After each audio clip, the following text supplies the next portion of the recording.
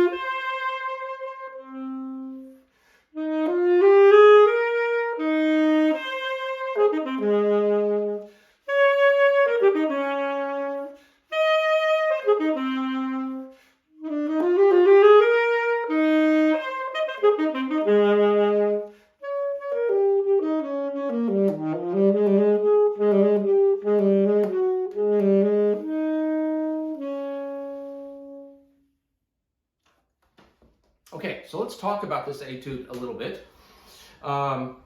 It is marked at 76, so I would be very, very careful to play it right at 76. You could make a musical case for this etude going even slower, but keep it right at 76. That's where the district wants you to play it. So every time you play it, make sure your metronome is on to keep that tempo steady. I think the key to this excerpt is going to be your dynamics.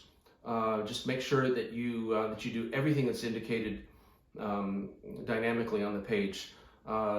Especially you have a couple opportunities to go straight from a fortissimo to a pianissimo. Second line, second bar. Let me show you an example. This is the second bar going into the third bar. So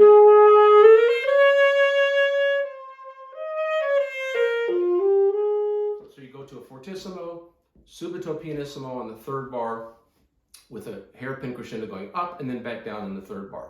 So just make the most of that you can. Second line, last bar, I would use the side B flat key to play your B flat as opposed to the Bs. You always want the least amount of motion possible to make it sound smooth. Third line, first bar, you've got another opportunity to crescendo. He doesn't give you a dynamic there, but I take that up to a fortissimo. And then in the second bar, we'll come back down again to the piano. Make sure when you have staccatos marked that they are a nice contrast when they're embedded within slurs, like third line, second bar.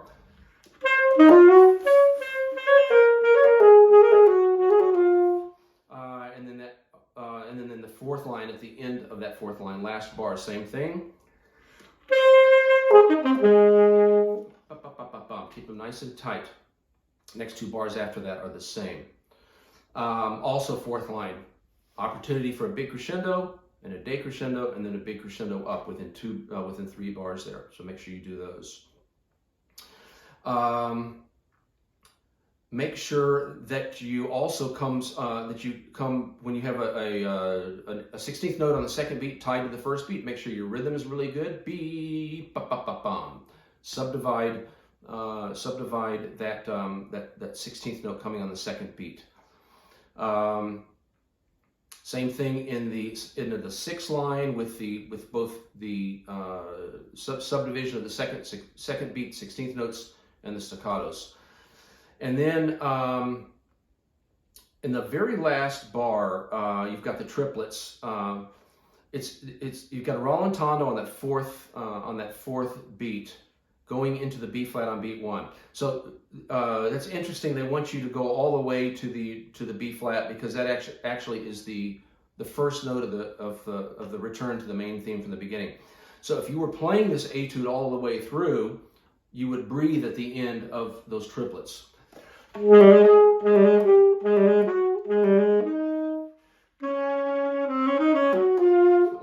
but we're not going to do that this time. I would recommend that even if that with that last staccato note in that bar is marked short, you might want to lengthen it a little bit so it leads into the B flat.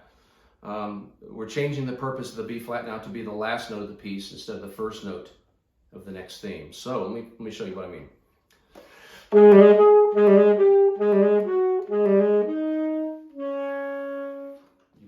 You might want to do that a little bit and lead into the B flat. Make sure that the B flat has a real final sound. As far as vibrato, I would vibrate any notes that are longer than a quarter note. You don't need to vibrate every note in something that goes at this tempo. As an example, first note of the second bar, first note of the fourth bar, first note of the sixth bar. All those notes, and then the last note of the sixth bar. All those notes can have a nice vibrato on them, but don't worry about putting vibrato on every single note. And then finally, let me share with you one more point that I share with all my students at Shenandoah. When you go into this room and audition for this judge, go into it with a feeling of gratitude, being grateful that you're going into this room and doing what you love, what you like doing better than anything else for this judge. The reason I say that is because you can't be grateful and nervous at the same time. If you go into that room thinking, I'm so happy to be here playing this is really what I love doing, you won't be able to be nervous for this audition. I think that will really help you. Anyway, this is a big audition for you, and I wish you the best of luck. I'll put my email address and contact information at the bottom of the screen. Feel free to contact me if you have any follow-up questions, and let me know. Hopefully this was able to help you, and let me know how your audition goes afterwards. Good luck.